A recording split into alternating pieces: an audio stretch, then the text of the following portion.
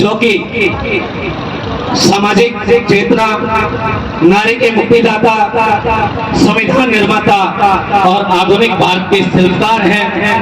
मैं ऐसे बब्बर शेर के श्री चरणों में नमन करता हूं और 2 अप्रैल 2018 को हमारे अनुसूचित जाति जनजाति एट्रोसिटी एक्ट के बचाने के लिए जो हमारे युवा साथी शहीद हो गए थे, उन्हें सादर श्रद्धांजलि अर्पित करते हुए इस हरसाना ग्राम की पावन धरा पर आप सभी का आभार व्यक्त करता हूं, धन्यवाद व्यक्त करता हूं।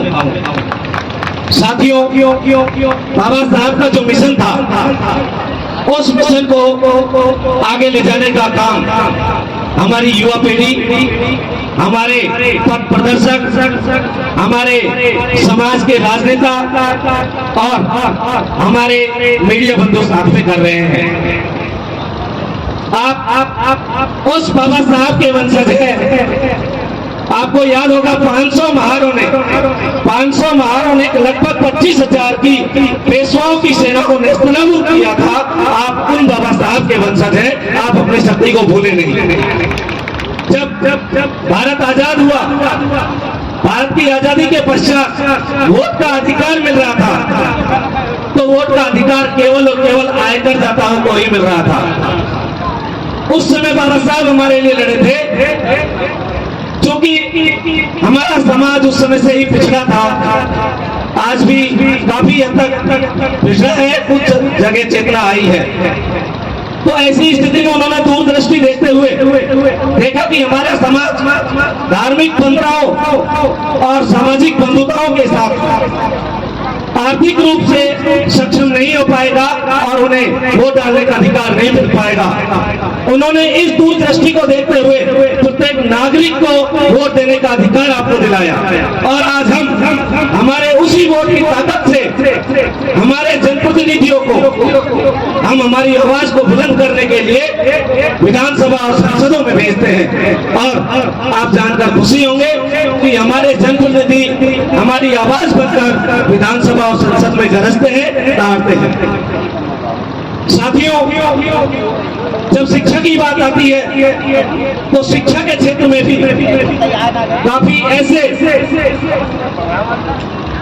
हिस्से हमें देखने को मिलते हैं जिनमें आज हमारी कल्याणकारी सरकारें हमारे बच्चों को काफी स्कॉलरशिप वगैरह के माध्यम से और अन्य कोचिंग योजनाओं के माध्यम से रूम रेंट तक अवेलेबल करा रही है।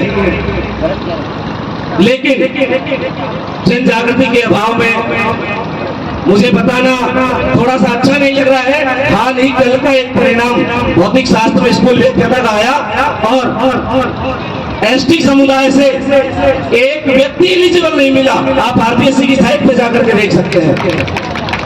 ये ताली बजाने की वजह नहीं है साथियों, ताली बजाने की बात नहीं है, ये सोचने का विषय है कि क्या हम 35% अंक नहीं प्राप्त कर पा रहे हैं।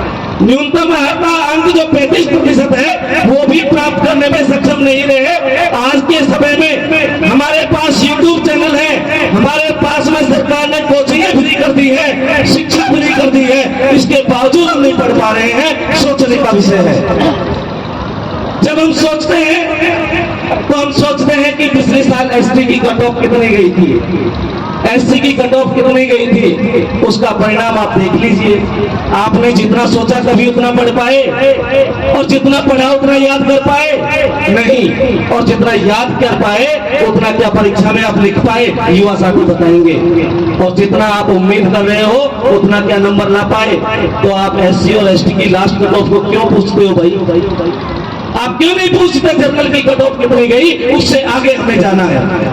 आप क्यों नहीं पूछते? अरे तमन्ना चांद की रखो, तारों की सूरत तो तुम्हें दिख जाएगी, किस्मत तुम्हारी बदल जाएगी। चांद तले भले ही ना मिले, तारों की सूरत तो तुम्हें दिख जाएगी। साथियों, जब हम पढ़ाई ही नहीं करेंगे, जन जागृति ही नहीं लाएंगे, तो हमारी आवाज बुलंद कैसे होगी? हम कैसे आगे बढ़ पाएंगे? और उम्मीद करते हैं कि हमारे लिए सरकारें ये करेंगी, सरकारें वो करेंगी। अरे आप खुद तो कुछ करके बताओ। बाबा साहब ने आपके लिए कि आप बाबा साहब के लिए कितना कर रहे हैं। आपने आगे नेम प्लेट लगा दी, युवा नेता, फलाना संगठन का अध्यक्ष। अरे अध्यक्ष नहीं बनोगे, पद लीजिए पहले, उसके बाद आगे बढ़िए, आपकी आवाज बुलंद होगी। और इसका हाल ही उदाहरण 2 अप्रैल को अनुसूचित जाति जनजाति की महापंचायत था।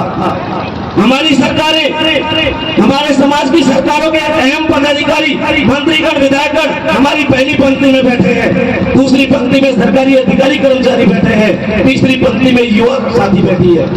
हमारी सरकार हमारे साथ है, हमारे अधिकारीगण हमारे साथ है, तो हमें डर किस चीज का है। सरकार और अधिकारी आपके लिए लड़ रहे हैं, तो आपको उनका सहयोग करना है, ना कि उनकी टांग खिंचाई करनी है। आपको सरकार का और अधिकारियों का साथ देना ही पड़ेगा, उसके बाद ही आप आगे बढ़ पाएंगे। हमारे समाज के जो प्रतिष्ठित व्यक्ति हैं, उनका सहयोग आपको करना ही पड़ेगा, उसके बाद ही हम आगे बढ़ पाएंगे।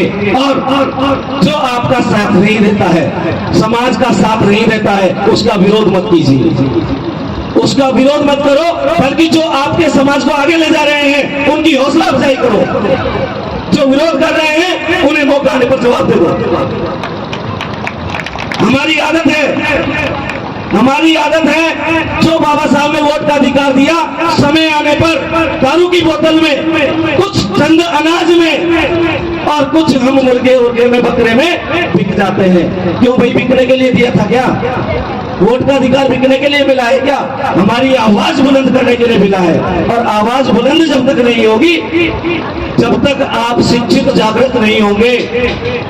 मैं इस पंडाल में विराजमान माता बहनों से और बुजुर्ग, माता तुल्य, पिता तुल्य बुजुर्गों से अनुरोध करूंगा कि अपने संतानों को पढ़ने का अधिकार दें, पढ़ने से उन्हें वंचित ना करें। हम कॉलेज में आए दिन देखते हैं, सर आज तो मम्मी ने नहीं भेजा, आज तो पापा ने नहीं भेजा, ऐसा सुनते हो। क्लासेज ही नहीं लगती। अरे कभी आकर के तो देखो क्लासेज कैसे नहीं लगती। हम एक बच्चे को भी पढ़ाने की